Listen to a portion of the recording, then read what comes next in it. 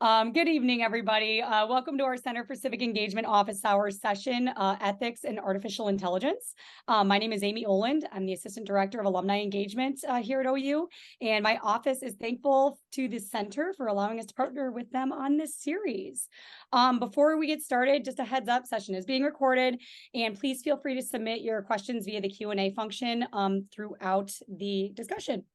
That being said, I'm going to kick it over to Dave Dulio, Distinguished Professor in the Department of Political Science and Director for the Center for Civic Engagement. My gosh. Take it away, Dave. Thanks, Amy. And thanks to the Office of Alumni Engagement for their partnership in office hours. If you are new to office hours, welcome. We're glad to have you. If you are a returning office hours participant, we're glad you're back. If you are new, this is a session that we do several times a semester where we take on what we think are timely topics, interesting topics, and highlight faculty experts. And we're going to do that tonight with two of my faculty colleagues around an issue that is everywhere, it seems.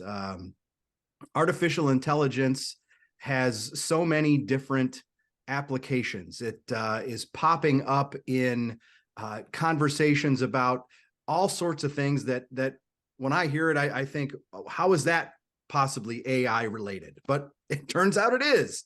It even came up with President Biden and President Xi Jinping yesterday. They agreed that they weren't going to use AI, or they were going to limit the use of AI when fighting wars with drones and even nuclear weapons. So clearly timely topic, important topic, and I am delighted to have two, as I said, faculty colleagues with us tonight who are experts in AI. Professor Fritz McDonald is from the philosophy department, and you might wonder, boy, how is that related to AI? Well, let me tell you, Fritz is an expert. He has published a number of papers on the ethics of AI, which we are going to get into. And our second participant tonight, Dean of the Honors College, Graham Harper, who also has a vast amount of knowledge about AI. He is a co-chair of the Oakland University AI Task Force, and maybe he'll tell us a little bit about what that's all about as we get into things. So guys, let's start with an easy one for maybe some folks who are not as well versed in artificial intelligence or what it's all about. Can you just give us a 30-second snippet on what it is? What is AI, and what does it mean in maybe some different contexts? Let's start with Graham. Sure. I mean, I think I give a really broad brush approach to this, David. I think one of the things with machine thinking and machine learning is at the core of this. Artificial intelligence has been around for quite some time, indeed, as a concept. 1950s machine thinking, machine learning was part of what came out of it, in a sense, the ideas of what we could accomplish in World War II in terms of what machines could help us with. So there's a long history of machine thinking and machine learning. What we're really talking about, and I'll pass it over to Fritz, but I think what we're really talking about now is a specific version of it that was natural language processing. And what might amaze people is that they may have heard of ChatGPT, for example. It's one of the big buzz industry areas. It's one of the big areas of growth that's been occurring only since November 2022. So, given here we are, it is not that far back. And yet that, as you say, the impact of this new version, or in fact, this evolution is incredible. So, yeah. Fritz. I would say that AI involves machines doing things that are mental activities that sometimes are ones that humans and other animals can do. Sometimes the machines do them worse than human beings can. Sometimes they do them significantly better than human beings can.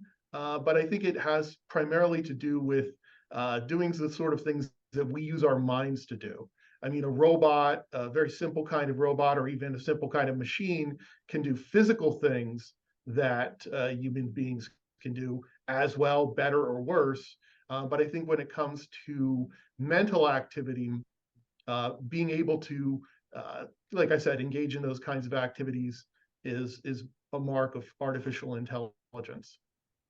So there are that makes me want to ask a follow-up question, right? There are some things that AI can do better than people, and there are some things that it does worse. Can you give us some examples? Because we never hear about the stuff that it does worse, right? At least I don't think that's part of the conversations that I have. Well, what I would start with is, in fact, talking about GPT and other large language models like that. Sometimes they don't tell the truth as well as a human being might. Now, human beings can lie and human beings can confabulate things, but these machines have a tendency to overconfidently give false information. The term that people have been using lately is hallucinating. So if you're looking for 100% accuracy from GPT, you're not going to get that right now. Yeah, I think So is that in? So I was going to say, I think that's right. And it's also the prioritization that is interesting. So it may not necessarily be wrong, but the kind of neural processing that happens is not necessarily prioritizing what might occur if humans were doing it. So, you know, it's non-humanly right, if you like, on occasion. So as we start to think about, you know, well, maybe they are philosophical questions, right? And then I guess I'm thinking about this in terms of, you know, Fritz mentioned robots, right? And that we automatically assume or gravitate to engineering, right? I mean, and folks are building these robots and they're carrying out these tasks, right? Whatever that might be, but they're, as you said, physical tasks, right? When we get into the mental side, right? That's and thinking, right? Or at least I think that's all mental, right? Then it does become we can have questions of philosophy and ethics, right? So as a way to start that off, who stands to benefit most from AI? Well, I think right now, yeah. Right now there are a small number of companies. If we're talking about the sort of AI that Graham was talking about, the machine learning, large language models, these kinds of massive AI systems with literally hundreds of billions of parameters in them, it's only a small number of companies that can achieve this sort of thing. And so it's companies like OpenAI and Microsoft and Google, major tech players that we're familiar with, Meta. They stand to gain quite a bit in terms of profits and attention from potential shareholders by using this technology and developing it when there's so much attention being paid to this right now. And it is a question of you have these multi-agent models. So AI obviously draws down on big data. You've got then who controls each agent within that data stream that then feeds it. You've got questions then of what the biases might be in terms of the data anyway. So as Fritz said, it sort of builds on this model. It is not that dissimilar from the kind of media models we've seen for many generations, you know, for many years.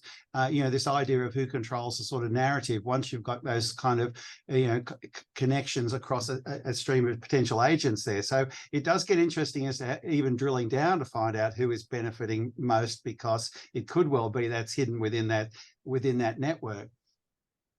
So that's an interesting, again, way to think about it, because when I thought about that question, right? I mean, who benefits? I was not thinking about monetary benefit, right? Because that's what these companies are going to, that was your first answer, right? So what about, you know, the public good? Is there a societal benefit to AI? Well, I would say there is, and I think there's some stuff there here that we need to explore pretty closely. One of the areas at the moment that's super interesting is the ability to crunch data at a high capacity rate and a high speed when it's related to a medical problem, for example. The question then becomes this: where does the human fit in that narrative? And I posed this with a group of students only maybe a week ago, and they were all happy optimistic about AI, except when I said, well, okay, imagine you went to an ER and everything that occurred through a machine network, and no human was involved until they decided that you had to have something done to you. And you'd say, well, who decided that? So there is some interesting questions there about benefit, but I think ultimately in those areas that involve that speedy crunching of so much data, so incredible amounts of data so fast, there is potential as long as we understand the dangers. And what are some of those dangers? I mean, can you point to some of those, or are they just unknown?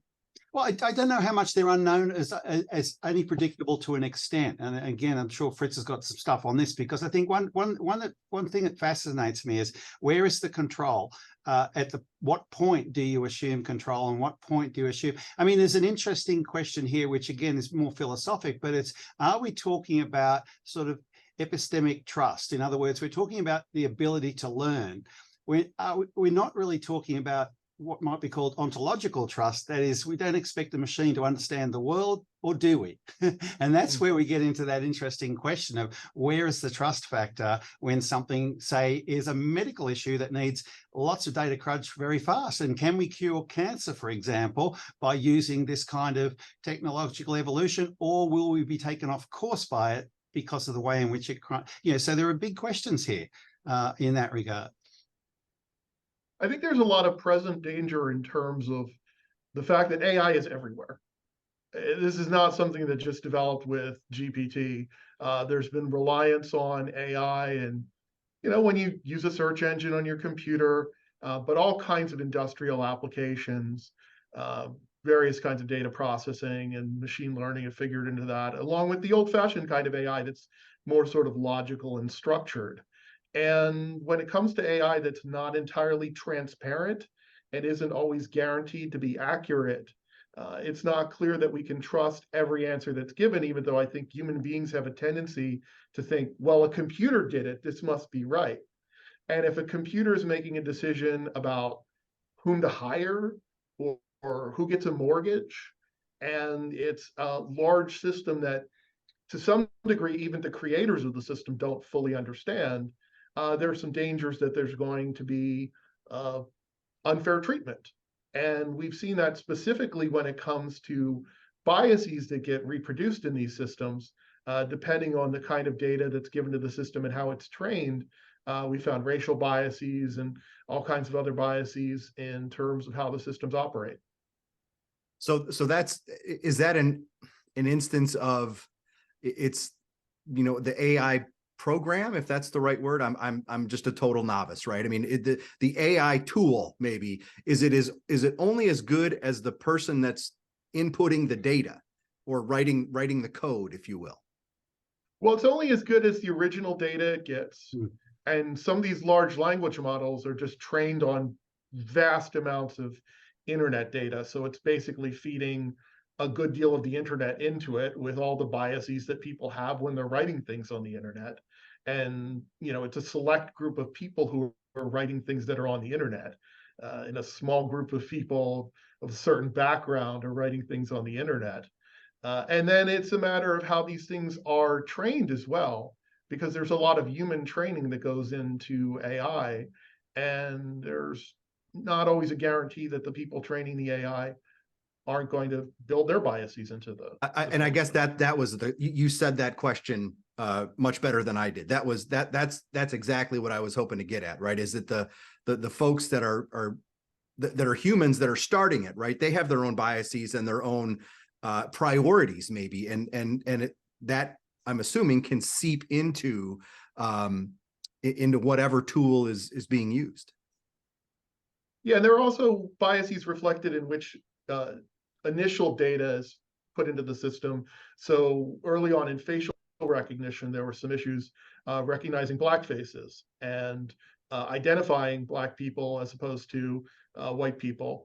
And it didn't do as well with other races as it did with white people, just because people were feeding all these images taken from the internet without sort of sorting through and figuring out where they come from. And it was an unreflective data set. It didn't really reflect the public at large. And people are working on this. To some degree, it's an engineering problem, but these kinds of issues have come up before. Graham, you want to add anything? Well, I was going to say one of the things that struck me thinking further before we got together was just how much we're actually talking about issues of humanity and not issues of technology, and I think this is where it's the powerful nature of this particular technological evolution that is the issue. But, as I say, you come back to that question, is it not humanity that we're actually criticizing when we talk about these things in many ways? And how do we actually manage that balancing act between a new powerful technology and the things that we find out in the world that we really do find are full of biases and so on? So AI is not new. It's been around. As you mentioned, it's had different applications, right? So I'm thinking of, and it may not be the best comparison, right? But social media, we've had that now for what, 15 years, maybe. Mm-hmm. I mean, really, where it's been hot and rolling. So there's two things about that. Number one are the algorithms that are behind, say, a Facebook feed or a Twitter feed. Would you qualify that as AI?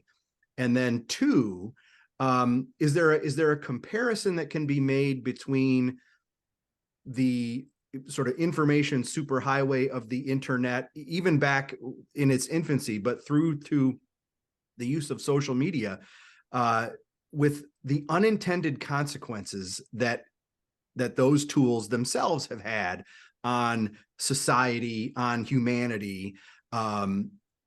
Is there that concern with what the future of AI might be? Yeah, I find this fascinating. And again, I find it fascinating from a point of view of comparative thinking. You think back through, the Artificial Intelligence Journal that emerged in 1970 is mostly a journal full of things about the technology itself. It's not really a journal for at the beginning talking about issues such as this.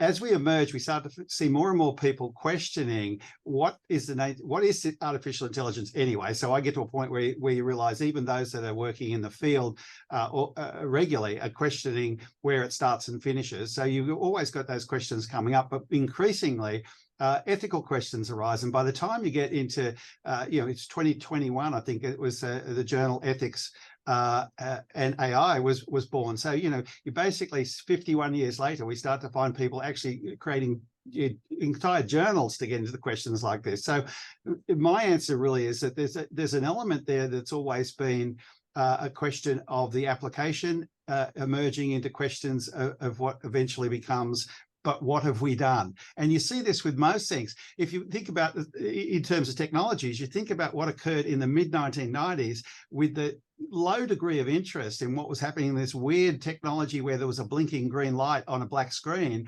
And folks that recognized that there were both commercial opportunities and potential issues didn't emerge immediately, but began to emerge by the time we came to the early 2000s.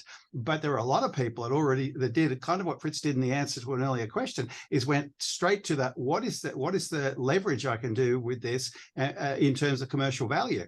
So I think that sort of interesting aspect there is that also comes back to how do we define it? How do we define what we're talking about? I would say social media algorithms are definitely a kind of artificial intelligence. Yeah. I think there are varieties of algorithms for different products, and they achieve certain things that people might want to do, like get someone's attention. And so, the algorithm behind TikTok has been awfully good at getting people's attention. And so the algorithm behind Facebook was supposed to get engagement with people, getting people talking to each other.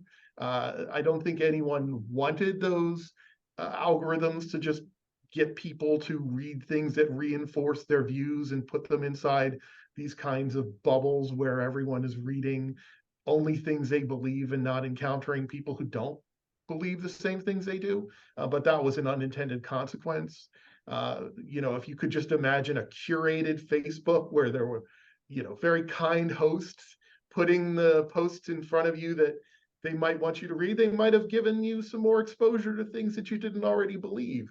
So when I talked earlier about, computers don't necessarily give you the result that would be ideal, I think that might be a case of it. So we have a couple audience questions that we'll get to, and this provides an opportunity for me to plug the Q&A. If you're attending the session and you want to ask a question, pop it in the Q&A, and we'll get to it.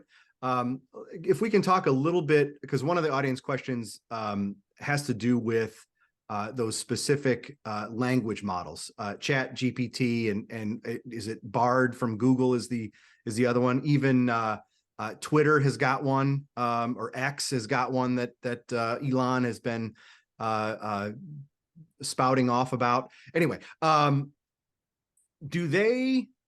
ask two questions. One, do they think like people think? And two, what's the difference between intelligence that we have and intelligence that a AI tool has? Well, that sounds like a philosophical question, so I'll start if that's okay. Absolutely. I don't think they think very much like a typical human would do in answering the kind of questions they're given, because primarily what they're doing is trying to find which words and phrases probably occur near other words and phrases. So they're trying to find the likelihood that certain words should be strung together. And because of the transformer architecture, which is quite amazing, they're able to string it together into long, coherent passages and process a lot of novel prompts and novel data to do that. But I can't imagine you found a person who went around just gathering things from the internet and looking at how likely they occur together and putting them together in terms of their likelihood of occurring together. That isn't really the way a human being thinks, I don't think. Yeah, I just published a short editorial on this, so it's because I just had to come up with some response to what are we talking about with this notion of intelligence when it links to, and this was discussed at the early Alan Turing paper about machine thinking. He targeted both the words machine and thinking. So I think it's about time we target the word intelligence here. So it's a really good question. And my argument was real simple. We've probably got it wrong for a lot of years, that we've defined intelligence in a certain way. The element that I figure has been missing in that definition has been creativity, which Fritz has just kind of touched on there. And it's that way in which the imagination plays a role in what we would consider intelligence to be. And we've somewhat downgraded it over the years. We could spend another 2 hours thinking about why we've done that. But I think it's a really key point at this point in history to say, are we really talking about intelligence when we talk about AI, or are we talking about something in a very narrow sense of what that means? So related to that, I think, is a question from, well, we've got, as I said, we got two audience questions so far. The first one simply wants to know if we can call tonight happy hour instead of office hours, which that's an anonymous question. You do you, whatever you want. I'm all for it. Carson, however, asks a question. He wants to know, how far away are we from a tool like Chat GPT being able to ask an opinion or offer an opinion and a true opinion, or is that what it's doing now? Well, I've certainly, Graham, do you want to go ahead? Go ahead, Fritz. Yeah, go ahead. I've certainly asked these to provide opinions, and they're glad to do so. So if you give it a prompt that asks a opinion question, it will produce an answer that offers an opinion. And so I don't know that that's an opinion in the kind of creative sense that Graham is talking about. It can certainly reproduce opinions that other people have had and summarize opinions that other people have had. But these models are made to react to you when you ask it a question like a person would. That's the way they're trained. And so if you ask it, I actually asked several of my questions from my introduction to philosophy exam on ChatGPT, and it did pretty well. And in questions where I ask, do you think this philosopher has a good argument? And it will give you opinion answers. Yeah, I think it's a real opportunity at the moment, as I say, to have a look at exactly what we're asking of these things and whether the mimicry has the potential to become what obviously is called artificial general intelligence, and that it still has a substantial theoretical aspect to it. Artificial general intelligence is, of course, what everybody refers to when they start pointing towards Terminator movies and so on. You know, it really is that notion that it's not just mimicry anymore, and it's not just answering a question that's posed in that way, nor is it actually sort of building in a heuristic way on the questions that are asked to create the interpretation or the impression that it's actually coming up with its own stuff. But if we're heading towards artificial general intelligence, then yeah, the answer is eventually at some point. And how close is it is probably the biggest question that everybody's asking at the moment with the speed at which we're moving.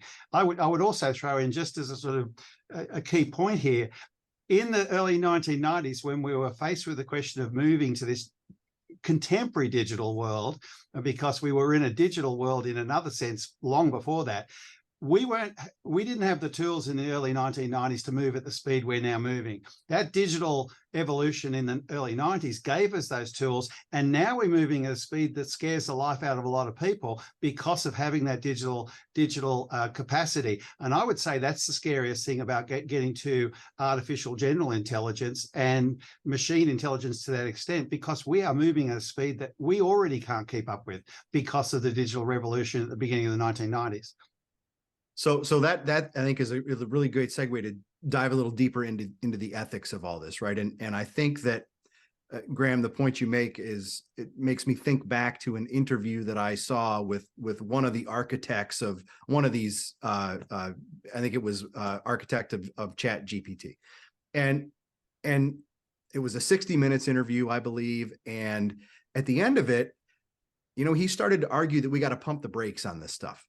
And because it was getting ahead of where they wanted it to be. And I think that was it had to be a real surprise for those folks. So I wonder what you all think about pumping the brakes, and even the folks that are driving the train are saying, hey, we got to slow down a little bit here.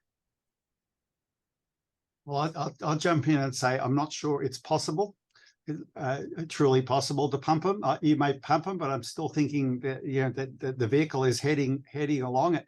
So my personal opinion is I'm not sure how much we can pump them. The second thing is, I'd say, just after Twitter emerged, which again is scarily not that far back, but just after it emerged, some psychologists did a study of tweets, and it was a really quickly done project, but it was done with a fair number of people, and they looked at the way in which those characters were being used. And the experiment was, somebody said, I went to the grocery store, I got some gas, I killed my grandmother, I went to school, and nobody even noticed the grandmother was in the story, because that whole scenario lacked any moral context, and it lacked any, and that was a speed related thing. So I would say, again, I'm not sure how much we can pump. And also, yes, the speed is an issue. So is it just a runaway train? Is that where we're on? I hope not. I might just have hope, but I hope not. I think we can learn lessons from past mistakes. We didn't really do anything about the rapid growth of social media. And I think people have some regrets right now about the fact that we didn't regulate social media. We weren't involved. They're trying to change this now and change the way that large companies are regulated, and there's some antitrust work with the current administration and looking at some of these large companies. So I would hope people learn from their lessons and get ahead of some of these things in terms of regulation. But it's so difficult with the current political environment. Dave, you probably know a lot more about this than I do, getting anyone to first understand these things in just US politics, then getting people to cooperate in the United States to get more than the executive order that the president, Joe Biden, just put forward, but real legislation. And then I think what would really be required for the best outcome is international cooperation. You mentioned China before. I mean, we're in kind of an arms race with China right now in developing some of the most sophisticated forms of AI. And without international cooperation, I don't really think we can get ahead of some of the dangers of this. So the regulation piece is fascinating, right? Because we are seeing at least the Congress start to ask some questions about it, and it's probably a decade too late, right? I mean, that's the real one of the problems, and maybe they will learn their lesson. But I also wonder, and this is where some, I think, of the political divide will be, is between those folks who want to regulate it very tightly, and those folks who may want some regulation but are unsure if it's legal or constitutional. Because again, right, though, there will be constitutional questions about speech, and not that the machine has got freedom of speech, but the folks that are writing that are making the tools, you know, are you going to stifle their creativity, and can the government really do that? That, I think, is where the big fights are going to be, and I don't know what the answers are. I mean, if I wish I did, but I don't. I mean, and again, I think that's just part of this sort of new world that we're in. Okay. Kevin in Cincinnati wants to know, can you define the concept of ethics in AI? Does it apply in the same way across various spheres of life and cultures? So this sounds like a question for me, doesn't it? There's someone from Cincinnati here. That's very impressive. Oh yeah. There are a lot of different ethical frameworks. There are a lot of different ways that people look at what's right and wrong from house to house on your street. People disagree about a lot of things. I think you can find some agreement on some things, but there are a lot of political issues people are going to disagree about in certain ways.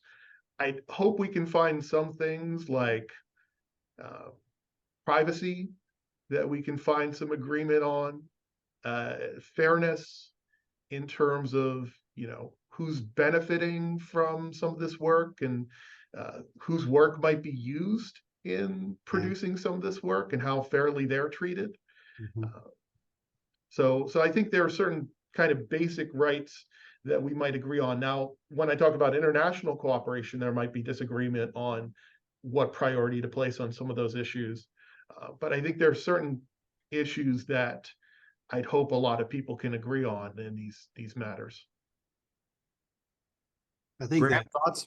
I was going to say, I think the transparency aspect is going to fascinate us more and more generally, but also in education, of course. And it's a question that's always worth posing at this point in history is, you know, if we know a student has produced something using AI, are we happy with it? If it's transparent, that we know that's been the case, are we not happy? So transparency is going to be a big one, even for us, in a very general, and actually it already is. So we just don't know how much it is. And so that's going to continue to be one. I think ultimately that transparency aspect is going to thread its way through a lot of industries. There are questions, dare I say, to take that to the next stage of higher education transparency, is if we are doing degree programs, we're doing education based on what the economy looks like pre-AI getting so rolled out. Are we being transparent? That's going to be a big question for us real soon. In terms of, and I'll tie this to transparency, but Emily wants to know what she asks, what's your take on AI art and the lack of permissions when AI pulls from real artists' work online? But this is in the courts right now. Right. Yeah. And it's going to be fascinating to see how this turns out. And with a lot of these things, we've seen this movie before. And so Google was in the courts when it scanned a lot of books that were under copyright. And that's how we have Google Books now. And there was a court ruling on it, and it was allowed because it was considered fair use. Is that the precedent that's going to be set for this? I mean, I'm a writer. You are both writers. We've published a lot. Our work is probably being used to train some model. I even asked GPT to write a story in the style of Graham Harper. And Graham, you might be worried to hear that it was very quickly producing a story in your style.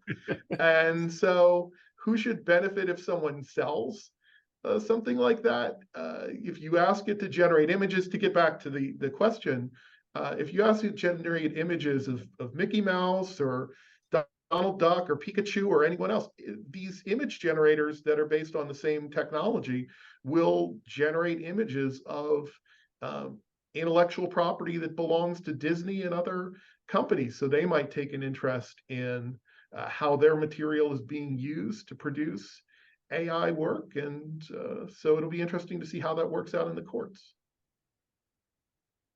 So, you know, I'm as you say that, right, that it would generate imagery based on what's already been done, right?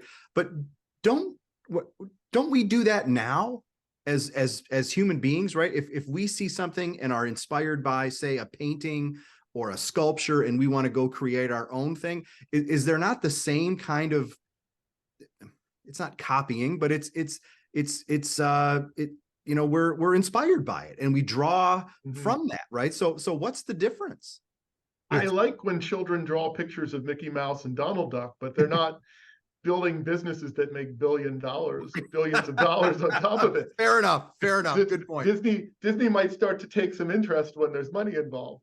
So, and now here's another transparency piece, right? Is the political world is worried sick about just the proliferation of deep fakes, especially as we get into an election cycle, right? When there are going to be videos made of candidate A saying something that candidate A never said, and then that video is going to be put out there by candidate B or candidate B's allies, and they're going to say, see what a bad person candidate A is, right? When it's all fake, right? So is that kind of, are deep fakes also AI, since it's taking something, or is that a little bit more dastardly manipulation by people? It's all dastardly, Dave. I think. Okay. What again? I try to put it in context, and I think, what was it like when the printing press started to first impact on people, and people began to read things and say, well, I'm not sure he really said that, even though it's in this newfangled book thing, I'm not sure. You know, and I think, okay, put it in context. The difference is how ubiquitous this is and how quick it's going and how, you know, strong, powerful it is. And that we've seen this with social media in, again, the last presidential election, the sort of, you know, the aspects of this where you can go so fast and so convincingly across such a range of population. So it's not the act itself, it's actually that kind of meta level of how fast it gets out there and how powerful it becomes. So I think you're entirely right. I mean, what we're going to see then, deep fakes are definitely in that AI category, and they're going to get better and better in so many ways. And some of the scary sort of live action things that you see that look exactly like Brad Pitt doing something Brad Pitt never did, you know, is already out there. And you're going to see that in political terms, no doubt in the world. I'm only surprised we haven't had an international incident because of it already, right. Honestly. Yeah. Boy, now that you say that, it would not be, right? It would be very easy to just stoke the flames and have something really bad happen. Scary. Go back to very reasonably recent history, and I think about the movie War Games. It was what, mid 1980s. Same scenario. I think the character was a computer called Joshua, if I recall, and Joshua made Joshua's own decision about nuclear war. So we're not talking about something that just happened in 2022 here. Next audience question, Dan in Chicago. Dan is a 07 marketing grad from the School of Business Administration. He's also a poli-sci minor, and he's not taking credit for that, so I'm going to ding him on that. But here's Dan's question. It's a long one. It's no secret that much of Silicon Valley is left-leaning. He even provides a source. Open Secrets, which is the Center for Responsive Politics, notes that Silicon Valley gave 96% of all of its political donations to Democrats in 2020. Is there concern that the AI developers who are coding within platform-specific content moderation parameters, such as ClickUp, Jasper, or Notion, could censor mainstream, centrist, or right-leaning views because it does not align with the political narrative AI platform executives? Whew, that was a mouthful. It's a mouthful. And yes, it's a concern. there are people that are already expressing that concern, and Dan's done that quite well as well. So, Fritz, any thoughts? Well, this sounds more like humans doing the moderating rather than AI doing the moderating. So it's more of a human issue than an AI issue, I think. Got it. it is interesting though that we come back to that. I think Fritz has done exactly what we're talking before. Many of these things that we're coming back to are issues of human ethics and human biases, and we're actually putting it onto a machine culture as if somehow the machine has done it. Well, it's not the machine that's created this, it's us with that tool, and then thinking about, you know, what the extent of the problem is when the tool becomes so powerful, you know. So it's not the machine that's doing that.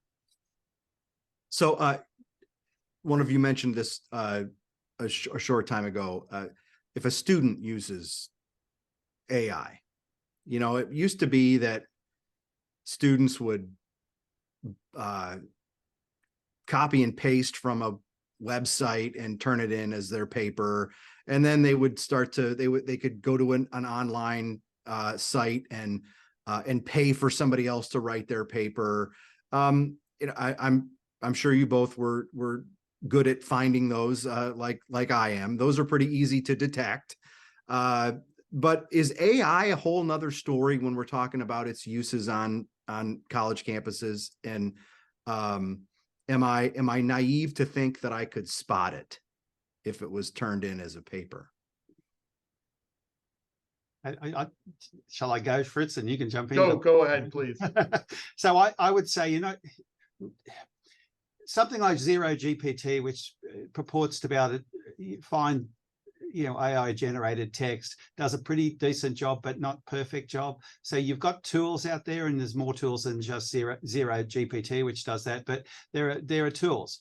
Having said that, I've already adjusted some things in the Honours College because I was aware that it was possible, and not just possible, but it was already happening. But what I've done is really turn it back towards the more personal and the more individual. So I ask for answers that involve things that a machine can't know because they're effectively not out there on the web, and they're directly related to that particular student. That's a slight, but possibly the beginning of a bigger teaching strategy change. And so, yes, I think it is naive to believe that we will keep up with a technology that's got so much power behind it, in every sense of the word power. But at the same time, there are ways to adjust to it, and maybe even ways to see opportunities in it. Yeah, I think it's time for instructors to be more creative in the kinds of assignments they give. We're really going to have to think this through. I give more in-person writing assignments than I did before, but also there's a kind of assignment I've used for a long time where I ask the students to have a conversation with each other about the philosophical issue, and then write about the conversation. You know, they might be in a group of 5 students, and then write about what each student said. There are certain skills they're going to have to use to reproduce each other's points and arguments that can't necessarily be generated as, you know, an AI summary somewhere. So I could spin that either way, right? I could say that's a good thing because it's making us as professors and scholars adapt and be current, maybe, and have and be fresh with assessments that we're doing, and maybe tap into things that wouldn't be tapped into if we were just sort of using the old way of thinking, right? And that's a good thing, right? But I could also see that somebody could spin it and say, well, why do I have to adapt? Because of this computer thing is making me teach my classes the way that I don't want to teach my classes, right? So it's I think it could go both ways, right? Or you could find people out there that would say that it's on both sides of that fence, right?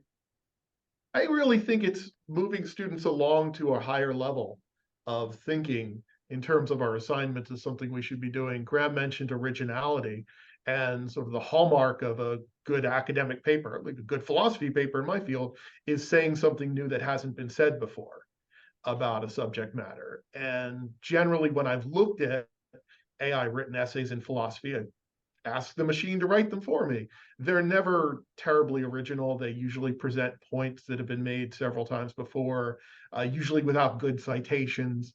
And so something like that might be a adequate student paper, but maybe we should be pushing originality earlier on in the stage of teaching.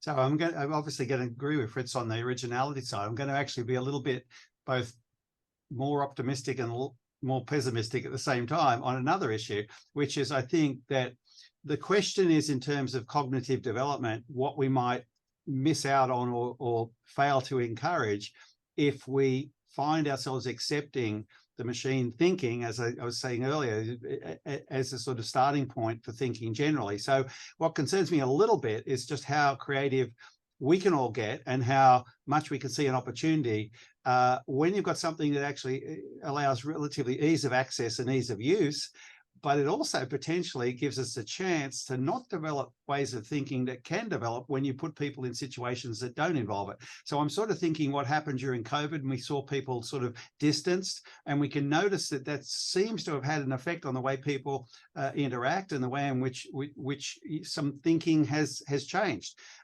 It bothers me that this could be a version of that if we start to accept that, all right, well, you know, we want you to be creative with it, but otherwise we haven't got a problem. There's a little bit, I think it's going to have to be more nuanced, and I think we're going to have to actually get pretty proactive with how we begin to introduce. I think what Fritz talking about is brilliant, because you're bringing it back to this human interaction notion that you can't replicate, and that's where we're going to have to go pretty quickly, I think.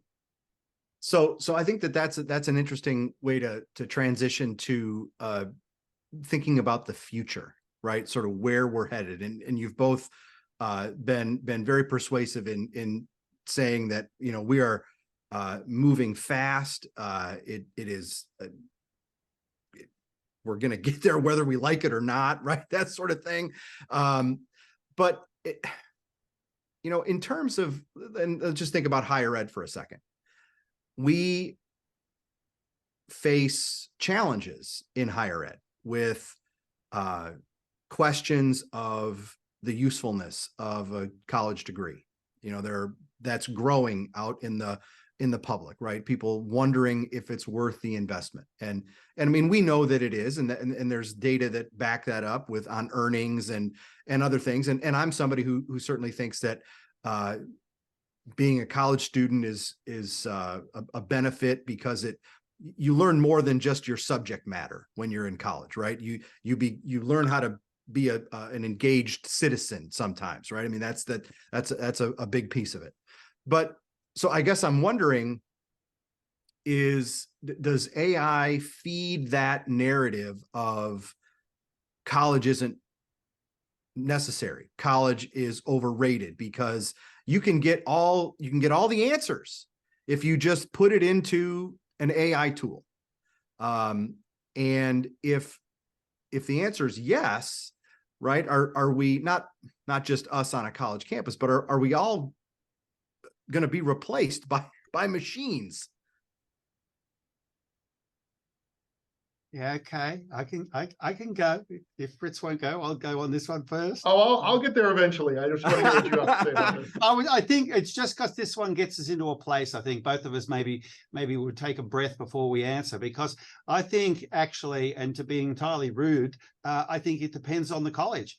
Because I really do think we come back to what are we up to? What are we doing? What are we focusing? Where is our decision making? How good are we at using our supposedly higher education to investigate, explore, and dig deep into things in a way that actually you cannot mimic, and ultimately in a way that actually makes the experience, and I mean the live in person as well as the on Zoom and all other kinds of experiences, that makes it distinctive. And I get the horrible feeling that folks sometimes work at the level of a sort of surface level of higher education as a business and not necessarily dig deep in. So I'm sort of letting multiple cats out of my bag here by saying this, but I think we have have an opportunity that hasn't been surpassed since the mid-1990s to take a technological evolution and do something with it that makes higher education relevant for the rest of the 21st century and beyond. But I do get the horrible feeling that there will be folks that don't recognize that or don't rise to the occasion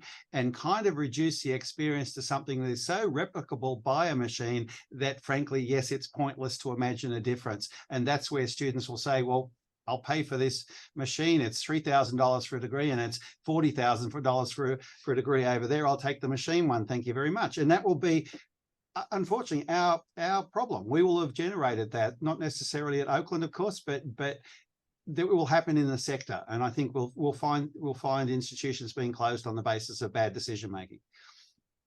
Bad decision making. Sorry, just a quick follow-up. Bad decision making on an AI strategy. On strategy that's related to the existence of AI and other things in the contemporary world. But certainly AI is going to be a big focus of, how much are you going to go into certain areas of provision? What are you going to provide for students, and how much are you going to be convinced at an administrative level that you should invest in that? And I think, yeah, it is fundamentally a decision-making thing. It's not just about the technology. It's what are we doing as higher educators to prove that we are educating for a higher level of human condition, if you like. Yeah. I think this is a situation where there's a role for higher education to play that I think needs to change in certain sorts of ways, depending on the way the future goes. And I don't know the way the future is going to go, but it does certainly seem like at least some things that we do in white collar work can be done with AI, summarizing documents, making slide decks. A lot of work that a lot of white collar workers do can be done to some degree by AI. And the analogy I've been thinking about a lot with this is free trade. So free trade, looking back, was beneficial in many ways to the economy. There's been a pushback, a serious political pushback on it. And at the same time, there are people who have been left behind by it.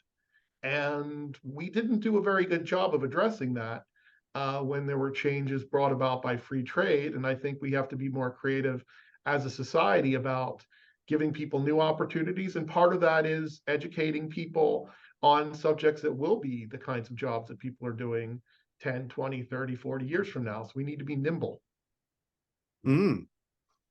Imagine that, being nimble, maybe nuanced and subtle about things. Boy, that would, there's something, there's a novel idea.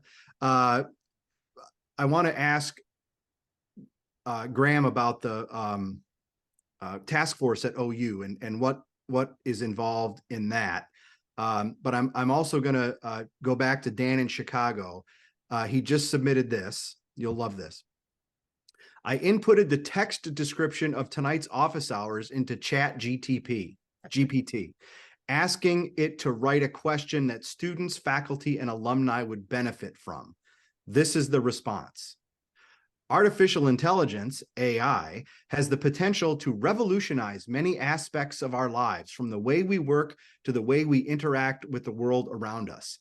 However, there are also concerns about the potential negative impacts of AI, such as job displacement and the erosion of human autonomy. What are some of the considerations, practical and ethical, among academics at higher education institutions about the incorporation of AI prompt writing into the course curricula? And you notice how ChatGPT didn't ask a question about, is it fun, or do you feel happy?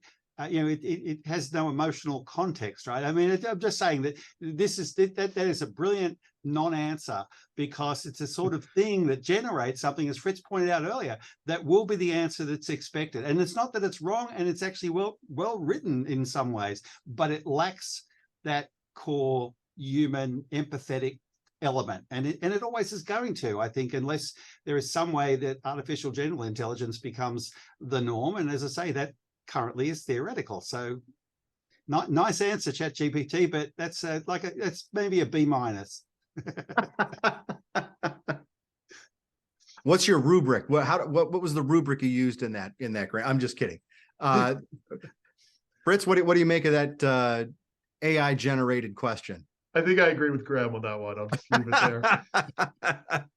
I will agree. It was pretty nicely written. I would, and I'll tell you, this is how I would know if somebody turned that in for an assignment. It's too well written for a college student. Yeah. Interesting. Anyway, yeah, it does raise that question exactly, and it's quite a serious answer there, Dave, because it raises the question of where we have that actual human interaction that Fritz was talking about in terms of the classroom and in terms of a paper. It is such a great opportunity for us to say, actually, that's what we mean by an intelligent answer. That machine gave us an answer, but was it actually intelligent based on what we consider human intelligence to be? And that's a great opportunity to be able to go forward with that as an idea, you know? So coming back to the higher ed piece, right? And the sort of inflection point that it seems like some institutions will take advantage of and others will fall by the wayside. So is it really about institutions of higher education being entrepreneurial and forward thinking and taking advantage of seeing this as an opportunity rather than a threat? Well, I think so. Yeah, absolutely. I mean, I think so. I think we haven't missed the boat, but the boat is kind of, steaming up in the harbor, and we better get on it and get moving, because I think it is. But I wouldn't even say entrepreneurial. I think basically it is the future of what education might mean. It might, it's going to link to the notion of how do you mean we develop a knowledge? It's the knowledge economy 2.0, because, we were talking about knowledge economy not that many years ago on the back of digital technology. Now we're talking about a new version of knowledge economy. And if you say knowledge economy, you're pointing at the university sector. So, this is the new version. What are we going to do about it? Fritz? I agree completely. Once again, I'm sorry.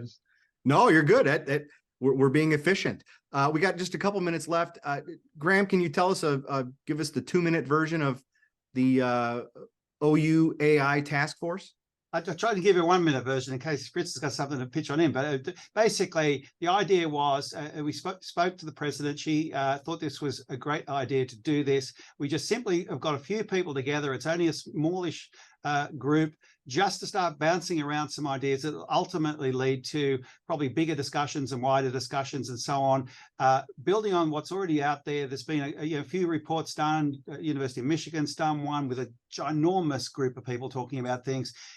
So we just really want to bounce some ideas around and say, this looks like an opportunity. What do we want to do with it? And how does it affect our daily life at Oakland? So that's essentially it. I would use this as an opportunity to sell people on my philosophy of AI class this winter term, but it's already full. I have a completely full class in my online class on philosophy of AI. That's awesome, right? I mean, that tells you that that you're doing something right in the philosophy department. You got folks that are banging down the door to get in those courses. That's awesome. And with that, it's the clock strikes 8. So we want to be respectful of everybody's time. And so I'll just say thank you to Fritz and Graham. Really appreciate the two of you giving your time to Office Hours in our series. And can't thank you enough. Appreciate your time. Wonderful, engaging discussion, really fascinating stuff. And for those out there in the Zoom world, keep an eye out for our next Office Hours session, which will be coming up probably after the first of the year. With that, we'll bid everybody a good night, and thanks for tuning in.